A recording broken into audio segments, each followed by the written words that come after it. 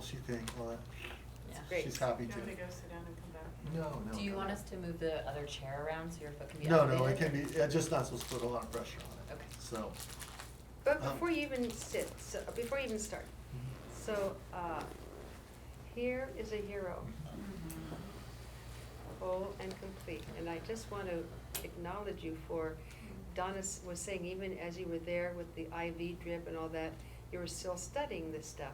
yeah, I took the energy and money and reread the whole book. Wow. 6 hours, you got a lot of time. you Yeah. know.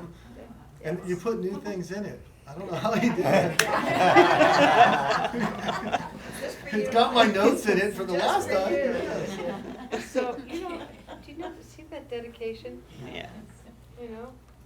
Yeah. I will just be vulnerable for a second. It was a real roller coaster the last 27 hours from an initial, screw it, I don't care, to, yeah, I do, and, everything in between. And then yesterday, somebody else had the point where you really have to live through what you're gonna be talking about. God, I picked the 4 boxes. Jesus, what am I thinking? And just went through it. So the last 27 hours, very little sleep. I was up. Oh my gosh. Yeah, just thinking. And so the sweetness of it is to know that you can make a difference and you can control your focus on what you choose to think about. Yeah. And that's so welcome to the 4 boxes. Exactly, you were living them. Yeah. And so, Brilliant, brilliant, brilliant. and Good. you guys are the same group as yesterday, real estate agents, and we're gonna start, I don't know, okay. Oh, what an unexpected pleasure to be back with you today.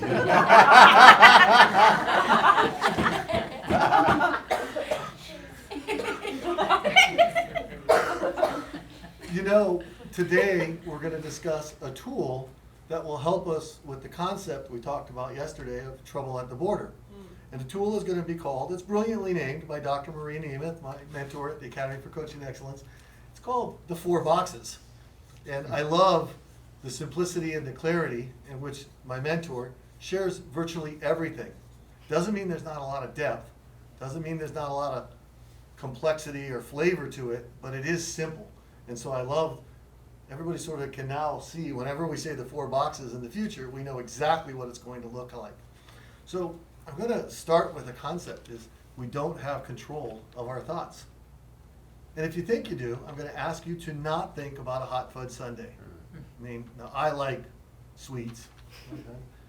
And don't think about that gooey, melty hot fudge, maybe Ghirardelli, or, and the whipped cream. I like crushed peanuts and a little cherry on top. Sometimes I'll ask for 2 because I like the cherry so much.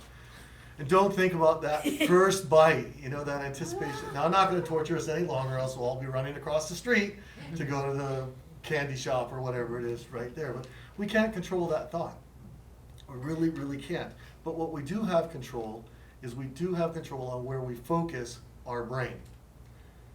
The brain creates its own experiences. The brain creates its own experiences because it needs to have certainty in an uncertain world or an uncertain context. And so I'm going to ask Donna to write the word conclusions in the first box. Now, a conclusion is just merely a mental model our brain uses to make sense of what's going on. That's all it is, because the brain does hate uncertainty so much. In college, I had the unfortunate experience to go into a sensory deprivation tank for about an hour. And after about 10 minutes, sitting in that neutrally warm water, buoyant, complete pitch blackness, I started desperately trying to find something to cling on to. I would have given anything for one match light so I could see what was going on. The brain does not like it. Other people have been in a room, they use this to torture people actually, a room that's completely one color, no noise, no sound gets in or out, and after a while, you just can't take it, all that nothingness, nothing to grasp onto. All of us have had the experience of waking up someplace unfamiliar, maybe a hotel room or you're at a friend's house or something, and you have that moment of panic and angst and anxiety. Where am I? What am I doing? What time is it? What do I need to do? So that's, the brain really doesn't like that. And so it's gonna grab on to something it knows to be true. And that's the conclusion. Now, some of us in the room may be saying, I look at what's going on around me. I look at evidence, I look at how other people are showing up, and I draw my conclusions and I base my life upon that. But could you imagine if every time you got into a car, you tried to use every other clue that was out there before you ever started driving? You'd never go anywhere. You'd never go anywhere because you'd be looking at the person next to you, are they gonna come in, they're gonna come. So you have to have that certainty or that conclusion there. And so the reason why this happens is our brains are largely unchanged for the past 100,000 years. And there's the reptilian portion of the brain, many of us know flight, fight, or flee, or freeze response, and that's the amygdala there. But it gave us an edge 100,000 years ago, and that edge meant that we could see threat before treat. Meaning, we would, if we were out gathering and there was a nice juicy apple or piece of fruit up there, but there was a snake or something that we thought looked like a snake, we would make sure it wasn't a snake before we grabbed that apple, right? Okay, and so it's an advantage. It helped us survive. We weren't as physically strong or as fast. We didn't have big sharp teeth. Our babies took, 2 years before they could even waddle around. So we had to develop something else. And this is the portion of the brain that developed, that did that. And the brain wants to be correct. I mean, our conclusions, it's such a inside part of us. It's so powerful that if somebody challenges a conclusion within us, we literally treat it like it's life or death. Literally like life or death. This morning, I have this physical thing going on with my foot. And I was treating it like no big deal. And I was telling Donna, I don't want to go to the doctors. I don't like the doctors. I just spent 6 hours in the doctors Wednesday night. And she said something your foot is more important than the class. So I went to the doctors. But I fought it pretty good. But I ended up at the doctor's and I got a lot of stuff so that my foot would be better, and I get to go home tomorrow night and to Atlanta and everything else. So if we look, most of the arguments that we have or the world has are about our conclusions. We actually go to war over our conclusions. I would bet if each of you were to turn to your neighbor, I want you to tell them what's the best pizza in the world. And we would have some different opinions, wouldn't we? And we could actually get quite heated about it. I have a friend in Chicago. You talk about Chicago deep dish pizza, you don't only get into a war about Chicago deep dish pizza, you get into a war about which Chicago deep dish pizza, and this guy will even tell you which store of which chain and which cook has the best pizza. And it is a big deal if you guess wrong. So, Lou Malnati's, Randolph Street. yeah.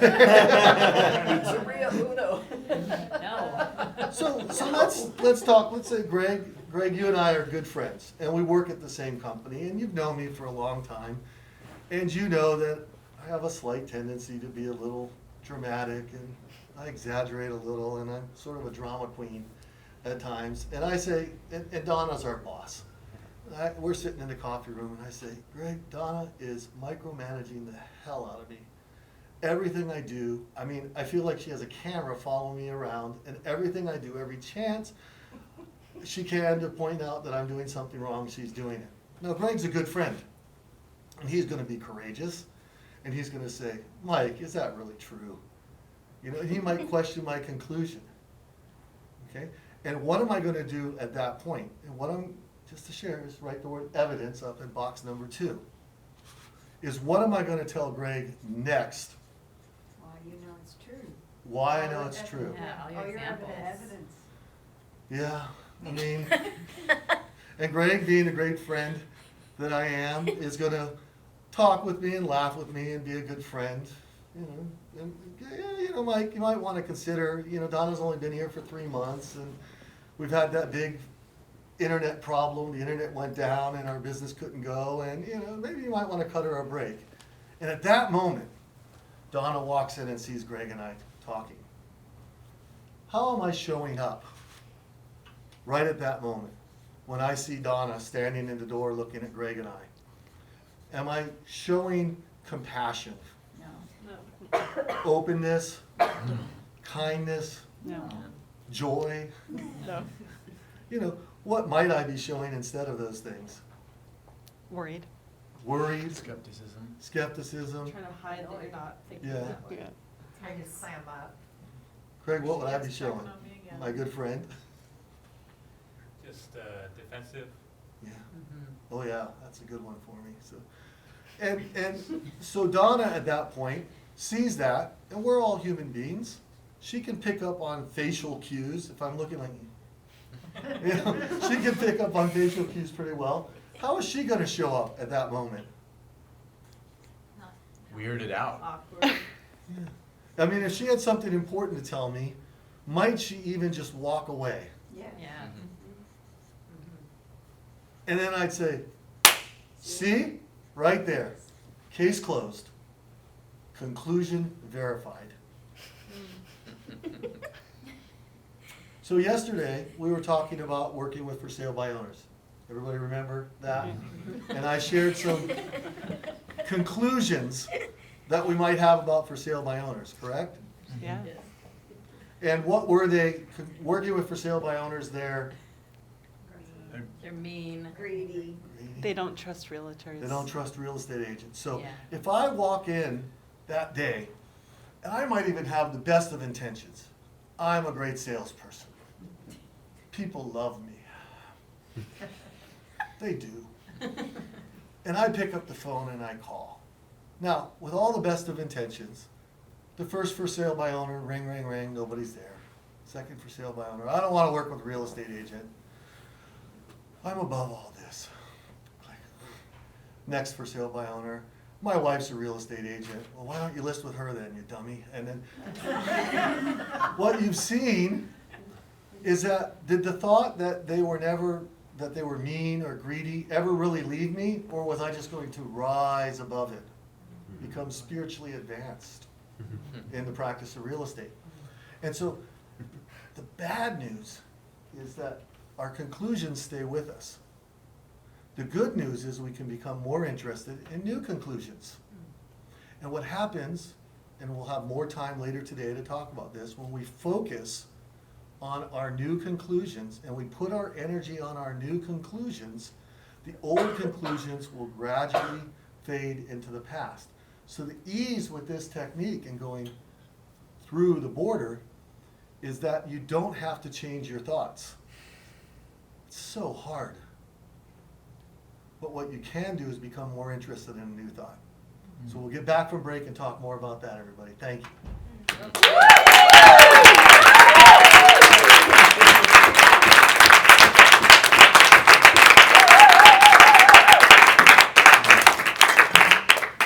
There my he group. is. Your group, yeah. Yeah. He's in my group. Yeah.